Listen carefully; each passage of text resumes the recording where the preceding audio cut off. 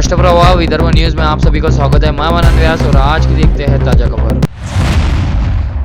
लातूर जिले के तड़ेगांव में वक्फ बोर्ड ने 103 किसानों को दी नोटिस के बाद मनसे प्रमुख राज ठाकरे अब किसानों के समर्थन में सामने आए हैं। ठाकरे ने एक्स पर ट्वीट कर कहा कि लातूर जिले के अहमदपुर तालुका के तड़ेगांव से खबर चौंकाने वाली है। गांव की कुल कृषि भूमि में से लगभग 75% कृषि भूमि पर वक्फ बोर्ड ने दावा कर दिया है, जिससे 103 किसानों की आजीविका खतरे में पड़ गई है। भले ही राज्य सरकार ने कहा हो कि हम किसी भी किसान के साथ अन्याय नहीं होने देंगे, लेकिन यह पर्याप्त नहीं है। सवाल इस जमीन का नहीं है। वक्फ बोर्ड उस आतंक कैसे लगाम लगाएगा जो मनमाने प्रबंधन से कई वर्षों से लोगों पर ढाया जा रहा है। कुछ महीने पहले केंद्र सरकार ने संसद में वक्फ अधिनियम में संशोधन का प्रस्ताव वाला एक विधेयक पेश किया और मुस्लिम बहुल विपक्षी दलों ने संसद में भ्रम पैदा कर दिया और इसलिए विधेयक को पुनः विचार के लिए संसदीय समिति के पास भेजा गया। कहने की जरूरत नहीं है कि महाविकास आघाड़ी में शामिल दलों का रुख इस संशोधित विधेयक के विरोध में था, लेकिन आइए संक्षेप में समझे कि वास्तव में सुधार क्या है। कोई संपत्ति वक्फ बोर्ड की है या नहीं, यह तय करने का अधिकार छीन लिया जाएगा। आपको एहसास होगा कि वक्फ बोर्ड की चल रही मनमानी से यह कितना जरूरी है। कोई संपत्ति वक्फ संपत्ति है या सरकारी जमीन, इसका फैसला पहले वक्फ ट्रिब्यूनल करता था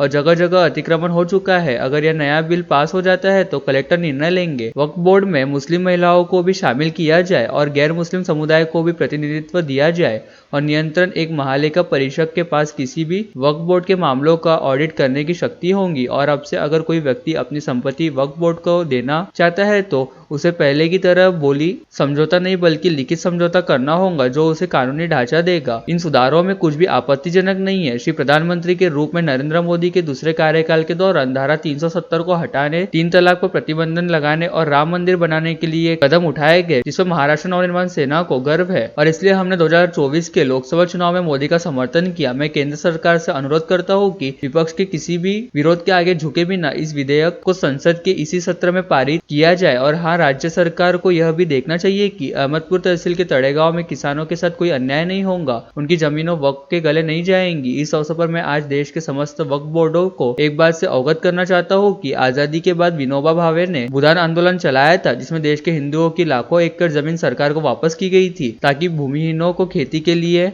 जमीन मिल सके। यह भूमिहीनों के लिए बलिदान था, क्योंकि यह देश के लिए बलिदान था। वक्फ बोर्ड को भी इस तरह का त्याग या उदारता दिखानी चाहिए। लोगों की जमीन पर लगातार कब्जा करने का दावा करने के बजाय वक्फ बोर्ड को अपने कब्जे वाली जमीन सरकार को लौटा देनी चाहिए और अपनी राष्ट्रीयता का परिचय देना चाहिए। विधानसभा के अध्यक्ष के रूप में एडवोकेट राहुल नार्वेकर की आज घोषणा होने के बाद राज्य के मुख्यमंत्री देवेंद्र फडणवीस तथा उप मुख्यमंत्री एकनाथ शिंदे, उप मुख्यमंत्री अजित पवार ने सदन में उनका अभिनंदन किया। इस दौरान उप मुख्यमंत्री एकनाथ शिंदे का भाषण चर्चा में रहा। विधानसभा अध्यक्षपदी आपली म्हणजेच श्रीयुत राहुल नार्वेकर यांची पुन्हा एकदा फेरनिवड झाली, त्याबद्दल मी तमाम विधानसभेच्या सदस्यांच्या वतीनं आणि महाराष्ट्राच्या 12 कोटी जनतेच्या वतीनं आपलं मनापासून अभिनंदन करतो। खरं म्हणजे विरोधी पक्षाचे देखील मी आभार मानतो की विरोधी पक्षाने या महाराष्ट्रामध्ये काही अपवाद वगळता सातत्याने बिनविरोध अध्यक्षाची निवडणूक करण्याची एक परंपरा आहे। त्या परंपरेचा मान राखत आपल्या निवडीला पूर्ण समर्थन हे दिल्याबद्दल विरोधी पक्षाच्या सर्व सदस्यांचे आणि गटनेत्यांचे मी मनापासून आभार मानतो। खरं म्हणजे अध्यक्ष महोदय, मी पुन्हा येईन असं म्हटलं नव्हतं, पण तरी देखील आपण परत आलात याचा मला अतिशय मनापासून आनंद आहे। आणि मला याही गोष्टीचा आनंद आहे की राज्यामध्ये एक मुख्यमंत्री 2 उपमुख्यमंत्री होते, त्यातला एक वकील होता। आता तुम्ही झाल्यामुळे 50% मेजॉरिटी झालेली आहे। पण मला असं वाटतं की तुमच्यासारखा एक निष्णात वकील हा अध्यक्षांच्या खुर्चीवर बसला आणि निश्चितपणे या खुर्चीला न्याय देण्याचं काम हे आपल्या माध्यमातून होईल, याबद्दल माझ्या मनामध्ये कुठलीही शंका नाही। आणि विधानसभेच्या अध्यक्षपदी ॲडव्होकेट राहुल नार्वेकर यांचं पुन्हा बिनविरोध निवड झाल्याबद्दल मी त्यांचं मनपूर्वक अभिनंदन करतो। देवेंद्रजी म्हणाले होते मी पुन्हा येईन, ते पुन्हा आले, त्यांचे अभिनंदन। त्यांनी आपला शब्द पूर्ण केला आणि पण अध्यक्ष महोदय काय म्हणाले नव्हते, मगाशी आपण उल्लेख केला मी पुन्हा येईन, पण ते पुन्हा आले आणि याचा आनंद सर्वांनाच आहे। गेल्या 2.5 वर्षात त्यांनी केलेलं काम आपल्या समोर आहे। मी देखील त्यावेळेस सभागृहात म्हणालो होतो, तेव्हा दादा आम्ही दोघच होतो, आम्ही म्हणालो आम्ही 200 पेक्षा जास्त आमदार निवडून आणू, नाही तर मी शेती करायला जाईन.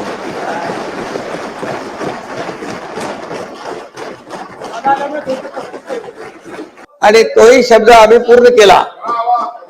आणि त्यानंतर दादा आले, त्यामुळे त्याच्यामध्ये बोनस आलाय. 200 आम्ही 37 झालो. आणि म्हणून खऱ्या अर्थाने शेवटी हे जनता जनार्दनावर असतं. लोकशाहीमध्ये आपण महायुतीला प्रचंड महाराष्ट्रातल्या जनतेने यश दिलं. आणि काही लोकांनी तर, वकील तर आले, पण काही लोकांनी एवढे आरोप केले आपल्यावर. काही त्यातले प्रवक्ते होते, काही विश्व प्रवक्ते होते, काही कुठले कुठले होते, काही भोंगे होते, सगळे. आणि तरी सुद्धा आपण संयम ठेवला, आपण कोणाला घाबरलो नाही. म्हणून मी एकच सांगतो, कर नाही त्याला डर, त्याला नाही डर, कर नाही त्याला नाही डर, उसका नाम राहुल नार्वेकर.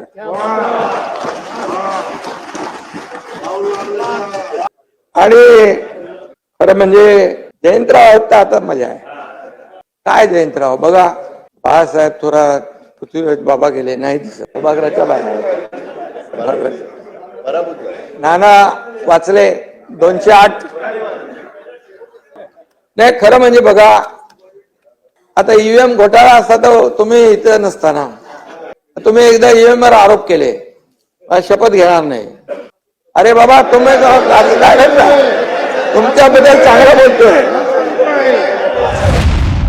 बडनेरा रोड के तापड़िया मॉल के स्वच्छता गृह में गए व्यक्ति को भयभीत करने प्रैंक कर 19 साल के युवक ने उसका वीडियो तैयार किया, जिससे लोगों की सुरक्षा को लेकर मॉल के संचालक तथा मैनेजमेंट कितना जागरूक है यह उजागर होता है। जिसके बाद पुलिस अब मॉल में अवैध रॉकेट पेट्रोल कैसे ले गया इसकी जांच कर रही है, जबकि वहां सुरक्षा गार्ड प्रवेश द्वार पर चेकिंग करते हैं। प्रैंक हाल ही के वर्षों में चर्चित हुआ शब्द है। किसी के साथ शरारत करते हुए उसका वीडियो बनाकर वायरल करना प्रैंक कहा जाता है। उसी प्रकार का प्रैंक मॉल में सैयद अवैन ने किया। कोई व्यक्ति टॉयलेट में गए तो बाहर से रॉकेट भीतर छोड़ना अथवा पेट्रोल डालकर आग लगाना, इसी प्रकार से लोगों को डराने का वीडियो बनाया जा रहा था। युवक ने पुलिस द्वारा पकड़े जाने के बाद प्रैंक बनाने का दावा किया। गिरफ्तार युवक का नाम सैयद अवैन सैयद नासिर है। इस बारे में राजाबेट पुलिस ने मॉल के प्रबंधक रवि कुमार नरेश प्रसाद की शिकायत पर अपराध दर्ज किया है। सोशल मीडिया पर एक क्लिप जारी हुई थी जिसमें एक मॉल के टॉयलेट में शाम के समय एक युवक बोतल में पेट्रोल लेकर उसका स्फोट करता है, जिसे बाथरूम में गए लोग भयभीत होकर चिल्लाते हुए बाहर भागते हैं। कुछ दिनों से समाज माध्यम पर यह वीडियो चल रहा था। ऐसे में कमोड पर बैठा व्यक्ति अंदर कुछ जलता हुआ दिखाई देते ही यथास्थिति बाहर भागता है। इसका भी वीडियो बनाया गया। यह लोगों को डराने का घृणित प्रकार होने का दावा शिकायत में किया गया है। मॉल में टॉयलेट का दरवाजा नीचे से 5-6 इंच ऊंचा रहता। उसी से आरोपी अवैन किसी के टॉयलेट में जाने पर रॉकेट के भीतर छोड़ता, पेट्रोल डालकर आग लगा देता। इस तरह की शिकायत मिली है, इसलिए प्रैंक का यह गंभीर मामला है। अतः आरोपी सैयद अवैन के विरुद्ध प्रतिबंधित स्थानों पर ज्वलनशील पदार्थ का उपयोग करना व अन्य धाराओं के तहत अपराध दर्ज किया है। लेकिन इस घटना के उजागर होने के बाद मॉल संचालक लोगों की सुरक्षा को लेकर कितने फिक्रमंद है, यह चर्चा आम लोगों में है। दरियापुर में रामनगर के निजी शिक्षा संस्थान के मुख्याध्यापक ने रविवार सवेरे फांसी लगाकर आत्महत्या कर ली। उनकी आत्महत्या की वजह का तत्काल पता नहीं चल पाया है। एचएम का नाम मनोज पुरुषोत्तम सांगोले है। पुलिस सूत्रों ने बताया कि तहसील के एक निजी शाला में कार्यरत मुख्याध्यापक मनोज सांगोले ने घर के दूसरे माले के कमरे में जाकर छत के पंखे को रस्सी बांधी, फंदा बनाकर अपनी ई लीला समाप्त कर ली। पुलिस ने पंचनामा कर अकस्मात मृत्यु का मामला दर्ज किया है। उपजिला अस्पताल में पीएम के समय रिश्तेदार उमड़े थे। रविवार शाम आशा मनीजा मंदिर से सटे हिंदू स्मशान भूमि में मनोज सांगोले का अंतिम संस्कार किया गया। सांगोले अपने पीछे पत्नी, पुत्र और परिवार छोड़ गए। पुलिस उनकी आत्महत्या का कारण पता लगाने की कोशिश कर रही है। इरादा पक्का है तो दुनिया की कोई भी ताकत आपको सफलता हासिल करने से नहीं रोक सकती, ऐसी एक प्रेरक कहानी है देशलदान रत्नू की, जो राजस्थान के जैसलमेर में एक गरीब परिवार में पले बढ़े। सीमित संसाधनों और बिना किसी प्रशिक्षण के बावजूद देशलदान ने न केवल यूपीएससी परीक्षा पास की बल्कि 82वीं अखिल भारतीय रैंक हासिल कर इतिहास भी रच दिया। देशलदान रत्नू का जन्म राजस्थान के जैसलमेर में हुआ था। वह बचपन से ही पढ़ाई में मेधावी थे। जब वह बड़ा हुआ तो उसने एक अधिकारी बनने का सपना देखा। वह हमेशा अपनी कक्षा में अव्वल आता था। वह कड़ी मेहनत से आगे बढ़ते रहे। उन्होंने आईआईटी जबलपुर से इंजीनियरिंग में स्नातक किया। इसी बीच उन्होंने यूपीएससी की तैयारी और पढ़ाई शुरू कर दी। देशलदान एक गरीब परिवार से थे। उनके पिता एक चाय की दुकान चलाते थे और परिवार से 7 भाई बहन थे। उनके पिता पर एक बड़े परिवार को चलाने की जिम्मेदारी थी। वह कमजोर आर्थिक स्थिति से जूझ रहे थे, लेकिन उन्होंने इस स्थिति को सफलता के रास्ते में नहीं आने दिया। देशलदान के बड़े भाई भारतीय नौसेना में थे और 2010 में शहीद हो गए। एक ऐसी घटना जिसने उनके जीवन को उलट पुलट कर दिया। उनके भाई हमेशा उन्हें एक अधिकारी अधिकारी बनने के लिए कहते थे। इससे प्रेरित होकर उन्होंने खुद को पूरी तरह से यूपीएससी की तैयारी में लगा दिया। उन्होंने बिना कोई ट्रेनिंग लिए अपने दम पर यूपीएससी की तैयारी की। समय प्रबंधन पर जोर, नोट्स बनाना, पिछले वर्ष के प्रश्न पत्रों का पुनर्निरीक्षण और अभ्यास करना उनकी रणनीति का हिस्सा था। देशलदान रत्नू ने पहले ही प्रयास में यूपीएससी परीक्षा पास कर ली और 82 रैंक हासिल कर आईएएस अधिकारी बन गए। अमरावती शहर के सुपर अस्पताल में हजारों मरीजों के विविध प्रकार के इलाजों में लगातार अनदेखी करने की शिकायतें के चलते जनता की यह शिकायतों के आधार पर राजवीर जनित संगठन के संस्थापक अध्यक्ष रहमत खान उर्फ रम्मू पत्रकार ने अपनी टीम के साथ सुपर स्पेशलिस्ट अस्पताल का घेराव कर संबंधित अस्पताल के डॉक्टर से भेंट कर हजारों मरीजों के इलाज हेतु विस्तार पूर्वक चर्चा की। मरीज के इलाज में हो रही अनदेखी पर कुछ जिम्मेदार डॉक्टर को खरी खरी भी सुनाई गई। सुपर स्पेशलिस्ट अस्पताल में खासगी अस्पताल के डॉक्टर मरीजों की संख्या के आधार पर सरकार से वेतन लेकर सुपर अस्पताल में मरीजों का इलाज करते हैं, परंतु समय समय पर मरीज का उपचार सही तरह से नहीं हो पाता है। इसके अलावा मरीजों के रिश्तेदार को भी खासगी डॉक्टरों द्वारा सही जानकारी नहीं दी जाती है। यह मरीजों के रिश्तेदार को यह भी बताया जाता है कि सरकारी अस्पताल के अलावा इनके खासगी अस्पताल में मरीजों को भर्ती करवा दो, अच्छा इलाज होगा। इस तरह की सलाह भी इस अस्पताल के कुछ दलाल मरीजों के रिश्तेदारों को देते हैं। रम्मू पत्रकार ने संबंधित जिम्मेदार डॉक्टर को खरी खरी सुनाकर दोबारा इस तरह की गलतियां न करने और मरीजों को सही उपचार करने के अलावा मरीजों के रिश्तेदार को डॉक्टरों द्वारा सही जानकारी देने की भी बात कही। सरकारी नौकरशाही व्यवस्था को गतिशील बनाकर एवं दूरदर्शिता से तैयार की गई योजनाओं के माध्यम से जनकल्याणकारी योजनाओं के पारदर्शी एवं सख्त कार्यान्वयन के माध्यम से अमरावती शहर के विकास को गति देना हमारी सर्वोच्च प्राथमिकता है। उक्त प्रतिपादन विधायक सुलभा खोड़के ने किया। विधानसभा चुनाव में जीत के लिए राटीनगर स्थित राटीनगर समूह और ललित चौधरी मित्र मंडल की ओर से श्रीमती खोड़के का गाड़गे नगर स्थित उनके आवास पर अभिनंदन किया गया। उस समय वह इस सम्मान को स्वीकार करते हुए और आभार व्यक्त करते हुए बोल रही थी। इस मौके पर राटीनगर ग्रुप और ललित चौधरी फ्रेंड्स की ओर से उन्हें पुष्पगुच्छ देकर सम्मानित किया गया। इस अवसर पर प्रधान पाठक संघ के अध्यक्ष ललित चौधरी, नरेंद्र सबकाल, दामोदर कालवाड़े, अनंतराव दुबे, गजानन ठाकरे, हीरालाल सूर्यवंशी, प्रतापराव जायले, विवेक देशमुख, राजेंद्र पाटिल, संजय अड़ाव सहित अन्य गणमान्य उपस्थित थे। वीएमवी क्षेत्र के हॉलीवुड कॉलोनी में भारतीय स्वतंत्रता सेनानी स्मारक महिला कल्याण समिति द्वारा संचालित Holy Peace English High School में 8 दिसंबर को वार्षिक खेल महोत्सव मनाया गया। युवा नेता यश खोड़के ने खेल ध्वज फहराकर और खेल ज्योति जलाकर खेल महोत्सव का उद्घाटन किया।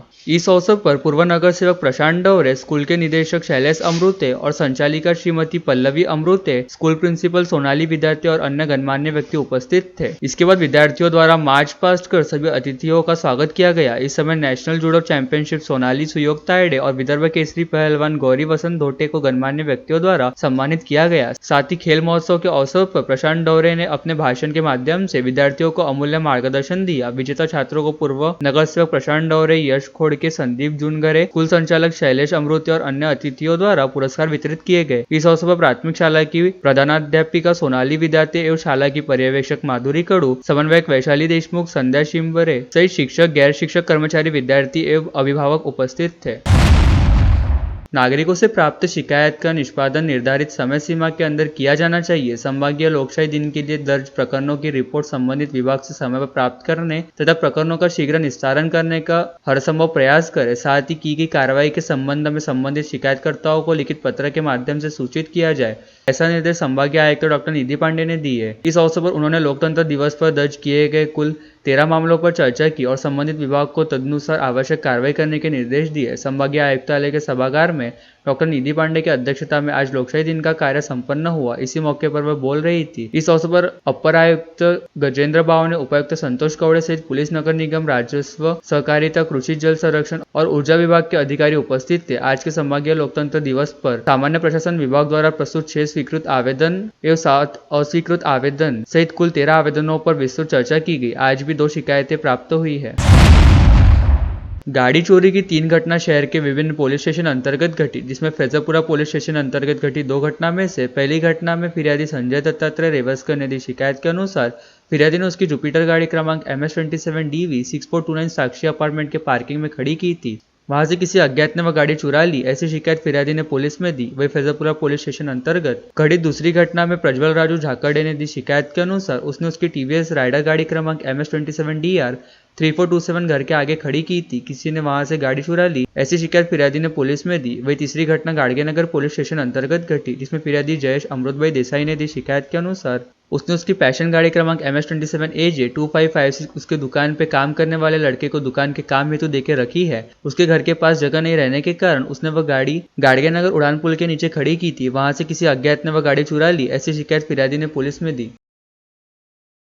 बलिदान राठी मुकबदीर विद्यालय के अध्यक्ष एवं वरिष्ठ सामाजिक कार्यकर्ता पुरुषोत्तम जी मुंदड़ा का 77वां जन्मदिन पारिवारिक माहौल में मनाया गया। इस अवसर पर कीर्तिताई चिंतामणि जेल अधीक्षक को उनकी कर्तव्यनिष्ठ सेवा के लिए सम्मानित भी किया गया। कार्यक्रम के आयोजक अभिनंदन पेंडारी ने अपनी परिचयात्मक भाषण से पुरुषोत्तम व मुंदड़ा के जीवन कार्यों की जानकारी दी। इसके बाद अभिनंदन पेंडारी सहित उपस्थित गणमान्य लोगों ने पुरुषोत्तम जी मुंदड़ा एवं कीर्तिताई चिंतामणि को शॉल, श्रीफल, मोती की माला, प्रशस्ति पत्र, स्मृति चिन्ह एवं वृक्ष देकर सम्मानित किया। इस समय प्रोफेसर बाबूराव अंबोरे, महेंद्र देशमुख, हरिहर बोचरे, ओम चांडक, दीपक हुंडीकर, विनोद गुड़दे, श्रीमती अंजलि पाठक, वैशाली पावड़े, आशा अगम ने अपने भाषण में सत्कार मूर्ति के अच्छे स्वास्थ्य के लिए शुभकामनाएं व्यक्त की। कार्यक्रम का संचालन अभिनंदन पेंडारी एवं आभार डॉक्टर रामगोपाल मुंदड़ा ने माना। कार्यक्रम में कीर्तिताई की मां समूति डहाड़े, रेखाताई मुंदड़ा, मनीष पावड़े, अजय कोलपकर, गणेश बोरे, प्रोफेसर राधेश्याम यादव, अतुल कालबेंडे, सलोनी, अखिलेश भैया, सोनू मंत्री, सागर लड्डा, बाबूसेठ खंडेलवाल, मनोज सोनी, राजू मालदूरे, संभाजी शिंदे, रंजनाताई पिंकी अग्रवाल, विद्या भैया आदि उपस्थित थे। और लेटेस्ट न्यूज देखने के लिए राष्ट्रप्रभा चैनल को लाइक और सब्सक्राइब कीजिए।